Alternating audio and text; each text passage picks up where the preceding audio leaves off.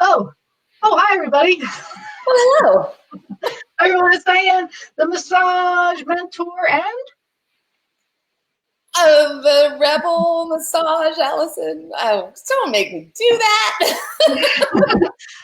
hi everybody. So we'll wait. Hopefully some people will get on. We're all ready to go. We got a couple questions. It's very exciting to have you here, Allison. Thank you, Diane.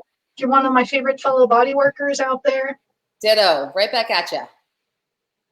High fives. High fives. Okay. So where do you want to begin? Because I had a couple questions. We were talking about a couple things. You just kind of dive right in. Do you want to start? Yeah, you definitely. I mean, I think that you came up with a couple good questions, and we've got a couple good questions from other people out there, and I think we've got a lot of amazing stuff to talk about. So I feel like wherever you want to go, I have a lot to say, and I think you do too. It's coming up for a month. Okay, so one of the things that we were talking about is just how now there's so many different kinds of modalities. You know, a lot of people are like, "Well, I do this type of massage. I do this type of massage. Yes, I do this type of massage." And we were talking about, you know, what's the important underlying piece between all those massages? What would you say? Like, I just feel like I have to act this way if I do this kind of massage. I have to do this if I have this kind of massage. Like one of my mentees was like, "What kind of lighting do I use? I'm a medical massage practitioner. Can I use dim lighting as a medical massage practitioner?" And I'm thinking, right. I think, yeah. Isn't the goal still to have people in a relaxed atmosphere? Absolutely. Plus, I think the confusion or the nebulousness of it comes in from the fact that you're also really looking at not just what you practice, but who your client is. And so the thing that I always trip over with that question, because I hear that question a lot too. So I practice craniosacral, or I practice medical massage, or I practice, shiatsu, or whatever it is. And I feel like the truth of it is that there are so many amazing modalities out there, and each of those modalities has such an amazing variety of techniques that I pull from within every single session. So I definitely, right, exactly. So I definitely have, when somebody asks me what I practice, I typically say either neuromuscular or orthopedic massage. I deal with chronic pain issues, but there is absolutely not one session that goes by that I'm not pulling from shiatsu, and I'm not pulling from Swedish like all the time. I'm not pulling from, any kind of other modality that reflexology. I mean, all of these things that come in and I'm incorporating into my practice. And I feel like when you're then talking about questions like, well, what lighting should I use? And should I use candles or incense or music? Like what, all those things, I think that has to do with, number one, who your client is and being sensitive to that. So when they walk in and you are feeling like they're anxious and up and they need to be pulled down, go with that. Or if they're coming in and they're like super low and you kind of need to build some energy into the room, go with that. But I also think that there's an element of if you build it, they will come. Like that's the thing that I always say, because I feel like there's something about kind of going, this space is who I am, and the clientele that is attracted to what I practice will come. And then it becomes way more organic and way more kind of like, way less about having to fit a square peg into a round hole kind of thing, if that makes sense. So there's so many different, pieces to the puzzle that come in. There has to be a foundation of representing who you are at the core. And then from there, pulling when you need to pull from this modality and pulling what you need to pull from this modality and making it be about the client ultimately. Oh my gosh, that was beautiful. That's my answer. Yeah, I mean, what is your answer, Diane? I want to hear what you have to say. My answer, my answer to that is almost exactly. I mean, so it's almost exactly the same. Like I literally, there's, it's really hard to do one thing with every single person that comes in, like one technique, because everybody's so different. So for me, I like to meet people where they're at. There's one of my little one-liners. I love to meet people Yes. where they're at. Where are you at? Like, let me meet you there, instead of taking you down the road that I think you should go.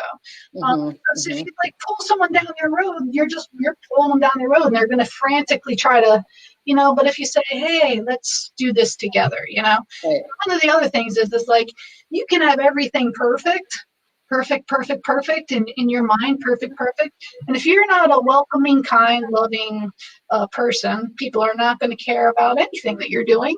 And you'll probably never even get them on the table to relax so that they even know what you're about. So for me, it's really your personality is a big part of, and more important than your lighting. Huge. And to couple with that, you can have everything perfect. And there's going to be people who don't think that's perfect, and that's okay. Like, that's the other part of it, right? Like, there's, you know what I mean? Like, you can't please everybody. No. So when you establish your foundation of exactly what you were saying, like, being that caring, loving caretaker, that practitioner that is very, creating a space that is safe and open and healing. But there are people who are just like, nope, don't want it. And that's okay too. But I will add this. I think that this was a huge topic for me when I started teaching. When I started teaching, and all of a sudden I had been a practitioner for 10 years, and then I dove back into the classroom. And when I did that, I was told, okay, so now you have to teach Swedish, and now you have to teach deep tissue. And within deep tissue, you have to teach trigger point therapy, and then you have to teach pin and stretch, all the different modalities. And then you have to teach shiatsu. And then, there was all of these segmented ways to look at the approach. And the thing that was frustrating to me was the fact that I kept being in the moment of teaching this one modality, whatever it was. And I'd be like, but then pull from here and pull from here. And you can't really do that as a teacher, but what you want, or at least what I wanted my students to know, was that all of these modalities, like these are all just tools for your pocket. You figure out what resonates for you and take them out into the world and use them as you feel is apt. I think I just think that it's when we learn these segmented ways, it creates a segmented thought process in how we approach. And I think that is like the polar opposite of what massage therapy is all about. It's all about integration. I have one for you, Rebel. Yes, bring it. So if the only tool you have is a hammer, right? Yes. And you try to put a screw in with a hammer, It's just not going to work. A hammer will do a lot of things, but you need more than one tool. You need a bunch of tools. Exactly. And if you're just going in with a hammer, there's only so far that you can take things. God, that's so good, because we're building houses here. We are not building a box. People are just all so different. And I think it's really important to have a tool box with lots of different options for each client. And even each time they come in, it's never, I don't think I've ever given the same session twice. Ever. I think that's like really impossible. Right. If and then there's really times where I'm doing something and I'm like, oh, I have to remember that. And then I'm like, wow, I don't know what I did. No idea what I did. But it was great. It was great. It was perfect for the moment, for that person, and for everything that was happening in that moment, and then gone. But that's when you're in there. When you're like in one with whatever's going on is when you're almost creating techniques with that person. When you're adjusting to their body to make something happen, or not make something happen, to help something happen, and you just kind of go with it. That's when you're really in the art. Wouldn't you agree? Yeah. Oh my God, 100%. I mean, I feel like when I finished teaching at structured school and I started teaching online, my biggest MO was, instead of having this, like, this is how you do this thing, I felt like what I want for you guys, massage therapists out there, is for you to build this unbelievable foundation of this is the anatomy, this is the physiology, and this is what happens when I do these certain techniques. And then taking all of this and going, okay, now I can just make whatever it is that I want to make. I can create in the moment all the things, like exactly like you were just saying, Diane. Like I'm in it, I'm in the moment, and I know exactly with this muscle, with this person, in this day, and this like combination of dysfunctions or whatever's going on, all of a sudden I'm doing this technique that I didn't even know existed, and I just made it up, and it was perfect, and it worked, and I won. And hopefully you remember it. But yes. no, it's like the best feeling in the whole wide world. And speaking of that, I just wanted to say a side note before I totally forget. One of the women that work with me here at Freedom Massage, her name is Athena. I bet you Athena's watching. And I just wanted to say that she checked out your class with ABMP, and she said that it was so incredible that at moments it was like you were like not just teaching like anatomy and like doing a class, which she said was beyond belief, but you were like an actress. Like you made it like so interesting and you had fun. So I just wanted to give you a shout out that, you know, people are digging your videos online and have been for a long time. So you got to keep it up. You got to keep on, but that's probably like, that's what you're saying. That's part of the difference is, you know, like when I train my therapist here, I'll show them like a technique, and it's kind of like a generalized technique. And they're like, I can tell they're like, wow, it took you 24 years to learn that. But, right? It's all about not just that, but it's about how am I holding my body? What are my body mechanics like? How am I holding my hands? So those techniques are the beginning of unleashing the unlimited possibilities that they can bounce off of that first part of that technique. Like when you show a technique online, that's not it, right? Yeah. You're just getting them started. You're just like, you're just getting the wheel started, right? That's not like all said and done. No, and do with it what you want. Like do with it what you feel like is most appropriate. I mean, obviously within scope of practice and within, you know, professionalism, all that stuff. But that being said, I mean, that's absolutely the point. Like I can show you how to do a pin and stretch on the biceps, but you can come up with a whole new way to do this same technique. Right. That can be yours. Right. I think that's part of the fun. Yeah. That's where a massage therapist could get, like, we have this itch we all want to scratch, and that's freedom, right? We're all like free spirits, and we want to have our own businesses, and we want to have our own that. We want to do this. Well, but you can do that in the massage room. That's where we're meant to do it. We're meant to be artists in the massage room. We're meant to go outside the box of what we know, follow our intuition, and dance with the art. Yeah. Yes. And I think, so one of the questions I get a lot, I'm gonna go off script. No, I love it. So one of the questions I get, right, this is so strict. One of the questions I get a lot is definitely how did you get to a place where you're so confident with your work? And I think we've talked about this in past episodes, but I think it's that same idea. So you have these skills, you have these tools, and you see these clients coming in, and over the course of time, tried and true time, you start to kind of see patterns in people, in tissues, in dysfunctions, and in structural happenings of the body. And then you start to kind of go, well, last time I saw this, I did this technique, and that's what worked. And I know this much about this person, and so I need to incorporate a little bit of this into that and make sure all of this works. And over time, you really start to develop this kind of like, it's kind of like being a chef in a kitchen. Like instead of following every recipe, you can just be like, I think this needs a little salt or lemon, you know. And I just think that the confidence is not about getting to a place where you've memorized every technique and you've memorized every origin, insertion, and action. The confidence comes from just being in it every single day, putting your own sense of presence into it as much as you can, because the more you put into it, the more you get out of it.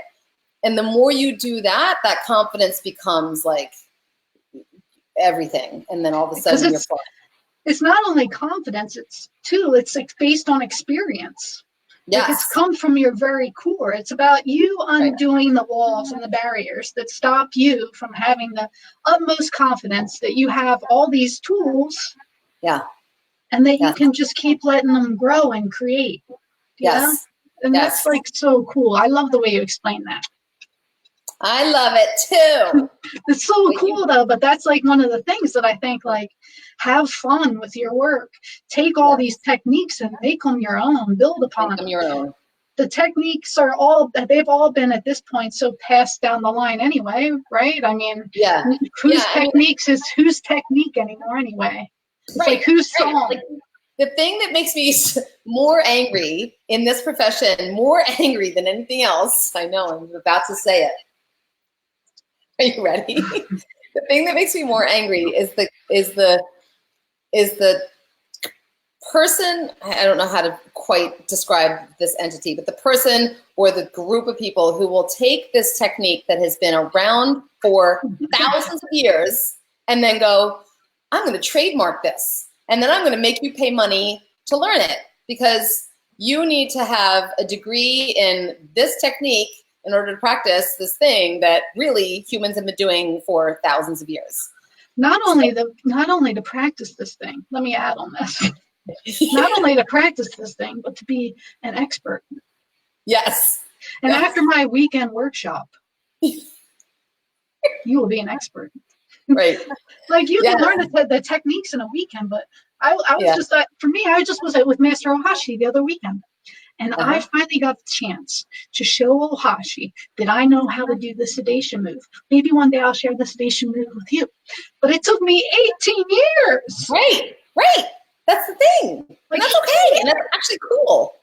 Right. I'll admit it. To Right. really get to the point where I could do it in front of Master Ohashi. Yes. I would so much rather be in a career where after 20 years of doing this, I'm still figuring stuff out than having to be in something that I learn in, a drop of a bucket, and then I've mastered it and I'm done. Like, that's the coolest thing. I think there's still, like, every day, it's like being in a relationship, like every day I'm learning something new. So it reminds me of what Ralph Waldo Emerson said. Yeah. Once a good becomes solid, it's no longer good. It's like, once you're like, I'm doing good, then you're just stuck in this, like, I'm doing good. Yeah. And life and all the lessons, you just stop doing all the, like, it's not, you don't arrive at good. Good is like a never ending thing. Never ending. If it becomes solid and you think I've made it, well, then guess what? You forget about it. That's good. Good old Ralph Waldo. I love him. Okay. Woo, that was a juicy one. Okay. What's next? So I want to point out that one of the things that you and I have talked about, Diane, is creating lots of opportunities for education for therapists, and however that looks like. And I want to point out that one of the things that you do so well, and the reason why I think you're really good at owning the business that you own, is because, and the reason why I want to say this is because I think there's so much that everybody can learn from you in this capacity. I think that there is something about the way that you reach out to the world around you, and you are constantly facilitating. And I think that word is not given enough credit for what it is and what it means to be as A, who you are, Diane, and B, as a massage therapist. So there's this definite thing that happens, I think, as we get into a career that we want to be like, I remember in the beginning of my career, I wanted it to be, I felt like there was something ego-driven about the fact that I wanted to be in my office and I wanted people to come in and I wanted it to be like, you have a problem and I have the answer and I fixed you and you walked away and you love me. Like, that's what I wanted it to be. But ultimately what I found is that is not at all how humans work. A, and B, I discovered that the more I was able to facilitate getting them to a place where they are connected to the thing that they either love or they understand, or the education or whatever it is, that's the path that we all want to be on. And I think that the thing about you, Diane, is that you are so good at facilitating. Like, you bringing me on and bringing Till on and bringing all these instructors on and creating this world, this online world where people can watch and people can understand and people can just listen. And even in your business where you are doing the exact same thing, you're facilitating all of these therapists coming in and bringing in a place where clients can feel super safe and get the work that they need. Like, being a facilitator as a massage therapist, I think, is something that we don't teach. It's not taught very well. And I think that it's something that if you tap into your career, if you bring that element of that being incorporated into your business and into your mindset and into your practice, that's the stuff that I think can launch you to the ether. It's so true. And when you were saying that, one of the things that I was thinking about was I think one of the things that really got me thinking is I love listening to people, and people to me are just so fascinating. And, you know, I love talking to you because when you talk, I'm like, you know, like the people who have actually built big businesses, and then the people that are teaching, like we've all had, like that just not just happen like that. I mean, that stuff takes time, and it takes perseverance, so much and it time. takes focus, and it takes never giving up, and all that stuff like we talk about. But one of the things that I like what you're saying about being a facilitator, because there was a person in my life that used to suffer from super duper high levels of anxiety. So when they would get on like a bus, it was like, felt like they were going to blow up because of all the people around, you know? And so when they go into an establishment, you know, with a lot of people, they're like checking out for exits and stuff. So we have all these people with PTSD. We have people who may have been abused. We have people that may have been raped coming into our offices and taking off their clothes. So like in the back of my mind, I'm always thinking of that. So like here at Freedom Massage, we give a tour of this very small space. We call it a tour, but I'm like, it's not like it's like a mansion. You know? Here's the West Wing. It's like, but they call it a tour, you know. And what we do is we just point out like the bathroom, you know, just familiarize people with the space so that they're able to kind of relax, you know, like all those little things. Being a facilitator, all these generous acts that we can do before we even get the person on the table. Yep. So much facilitation happening. You know, and you and we're facilitating each other. Exactly. Two strangers, you know what I mean? And it's just really cool. So yes. And so when I think about this kind of stuff and I see people like you incorporating it and really doing it, I'm always thinking in the back of my head, how can I be more like that? How can I really drop my ego and make this about the bigger journey, the bigger path? How can I be the massage therapist I want to be, the person I want to be? How can I live my best life? Like, it's always about that kind of stuff. So when I meet people like you who are clearly doing something, then I'm like, that's so cool.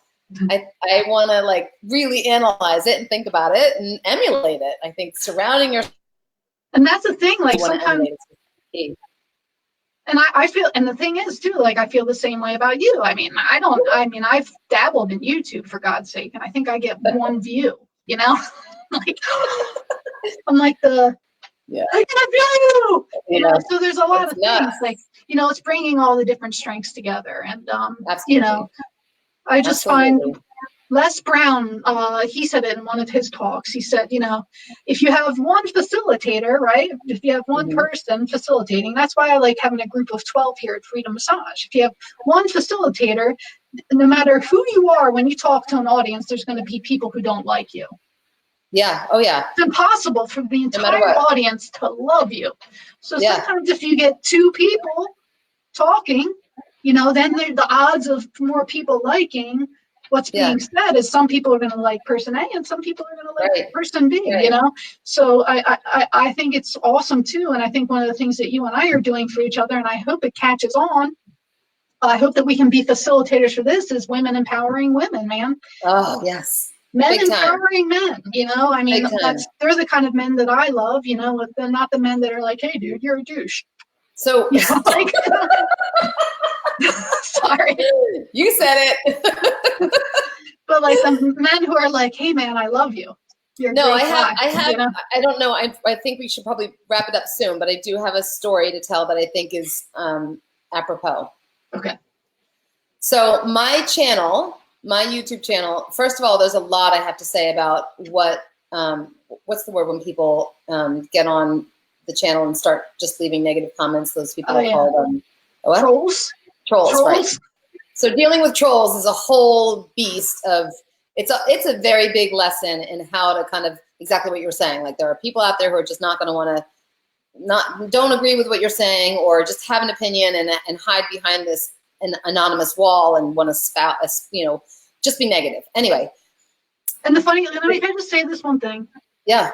Can I just say this one thing and just hope that it helps one person, is that those negative things have absolutely nothing to do with you.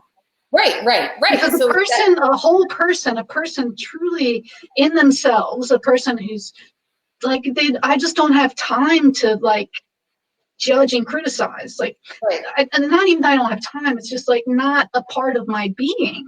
Right. It's just because I'm a fairly happy person, and I really think that everyone's doing their best. Exactly. And I think that's like one of the bigger things that when you work on a client and you work on 20 clients in a week or 60 clients in a month or whatever it is your numbers are, and you've worked with hundreds or thousands of clients, not every client is going to like your work. And those clients who will turn around and maybe say something negative about you, it is never about you. It is about their own issue. I mean, ultimately, if I know that if I get a session from somebody and I don't love the work, I'm not going to turn around and badmouth them. I'm going to talk to that therapist and I'm going to say like, well, this isn't quite what I wanted, or, I don't know.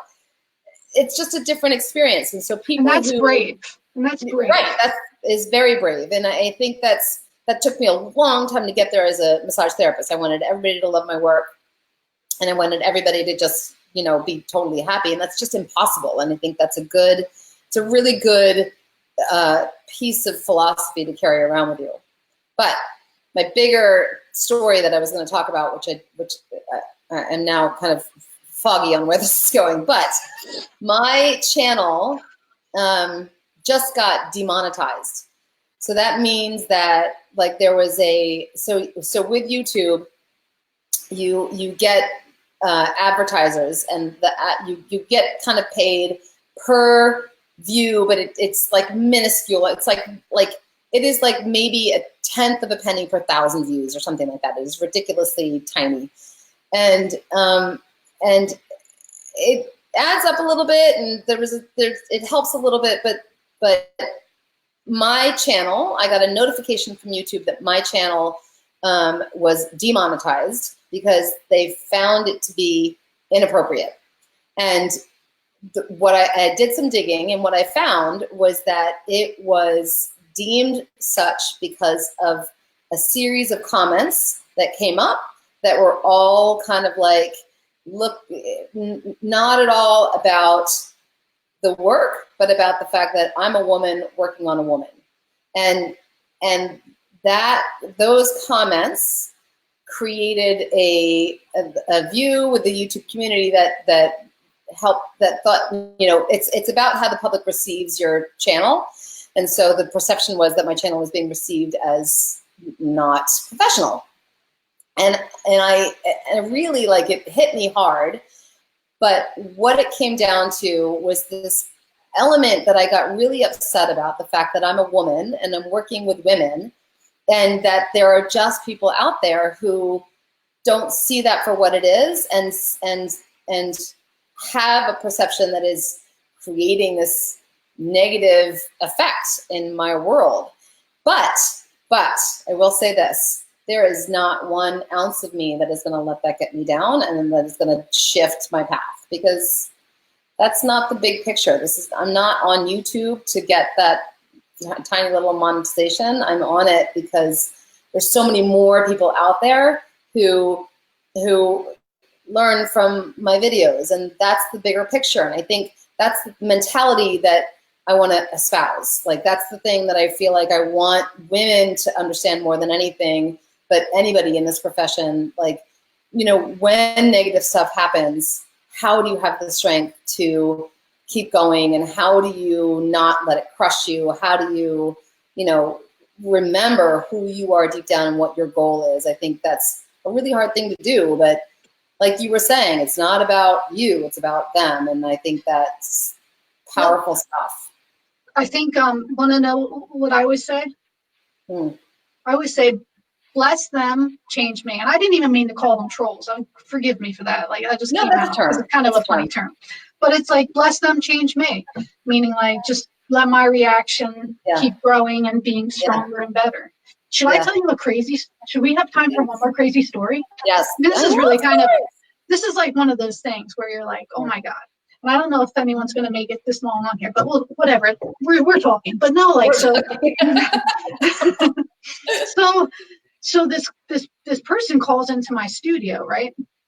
And he's like, hey, you know, is Brittany available? And I'm like, no, she's all booked up today. And he's like, what do you mean she's all booked up today? And I'm like, well, she just doesn't have any clients. I mean, she's all full. I mean, she just doesn't have any openings. Oh, what do you think she would say if you were telling me that? I'm like, she would say, I'm full, you know, like, and he's like, he said, I just don't know if she would be happy if she knew that you weren't getting me in for a session. And I'm like, I mean, I'm really sorry. She's just completely booked. And then he just keeps going. Like, I just don't know if you're a good leader. How is this? Like, and I felt myself like, I felt myself like go from, this was like 5 years ago, from like 0 to like 10. And I'm like, yeah. So I didn't say anything like really mean, but I just came back at him with the tone, you know. I'm like, look, man, like, I don't know what to tell you. Like, she's not available. Sorry, you know. And I just was real short and kind of like hung up the phone. And then like 2 minutes later, his wife calls. And his wife was like, hey, I just wanted to get him for a massage. And I'm like, what? So before this guy, well, wait, I forgot one thing. Before this guy hung up, he said, listen, I just want you to know that I can destroy you and your business, right? So by the time his wife called, after he told me he was going to destroy me and my business, I was like, well, I'm certainly like not comfortable booking either one of you right now. You know, like I was just totally wigged out. I will destroy you and your business. So I just pictured like, what does that mean? Like, bullying 101. Like, oh my God, I'm going to die. I'm like running around looking out the windows. Like, I'm like, what is he going to do? So like the day goes by and I call my mentor. And I was like, listen, you're not going to believe this one. This guy calls and he's like, he wants to get in and he can't get in. And he starts telling me I'm a shitty leader and that I don't know what I'm doing and blah, blah, blah. And then he tells me that he's going to destroy me. Can you believe it? And you know what she said? She said, Diane, what did you say? I'm like, what did I say? She said, you know what I want you to do? I'm like, what? She said, I want you to call him and apologize. And I'm like, apologize for what? She's like, were you kind? Like, were you kind? I said, well, it was hard to be kind because he kept cutting me off and he was like telling me he's going to destroy me. How am I supposed to be nice if someone's telling me they're going to destroy me? You want me to call him? Yeah. And apologize? She says, as a matter of fact, I think you should offer him a free session. A free session? My mentor's cold. So like, I'm like, all right, fine. She said, if you can honestly say that you weren't angry and you weren't talking to him in a mean tone, then fine, you're off the hook. But if you can't, you have a part in it no matter what. You got a part in it. You dropped in. You did. Hi. You did it. This is Diane from Freedom Massage. I just wanted to say, like, I'm sorry if my tone was a little off earlier. I'm not sure what's going on or what happened, but I just wanted to apologize and offer you, you know, a free session in my establishment. Wow. I hung up the phone and I did feel a little relief. So then like 2 days later, he comes in and I'm like thinking to myself, what's going to happen? What's going to happen? But he comes in, right? And Brittany, she comes back into my office and I'm like, she's like, you're never going to believe it. I'm like, oh, I bet I do believe it. What's his problem now? What's he want to come back here? Yeah. And then it happened, though, Allison, then it happened. Right? Then I was humbled and I was knocked on my ass. Yeah, she said, I just wanted to let you know that his wife was pregnant and they lost a baby. Oh, yeah, that'll drop you to your knees. Oh, my God. I was just like, oh. You never know. You never know. So, like, right, you never know. God, so I was that's like, a powerful story. That is a powerful story. I was like, thank you so much. Thank you so much, mentor. Yep. Oh, mine. You know, so like. Diane, It's So massive. stuff like that, you know, you like, Yep. so ever since then, when I have someone that's kind of being, I'm not like here to like judge their problems or be like, man, you're just, you know, Right. but I'm guessing, you know, maybe they have something going on. Cause I know when I behaved that way, I had something going on, you know? Well, we all have something going on all the time. It just depends on to what degree. Wow, that's huge. That's a good story. It's a good story to end on for sure. I think it's a good thought. It's a good thought. Where's my lighter? This is for you, Jen Newby, if you're watching. She likes lighters. So, all right. I mean, we just go all in. I love talking with you, and I hope I love talking with you. I hope people got a little something from today. And Rebel, if you would hang tight, of course, I love our departure talks too. Of course.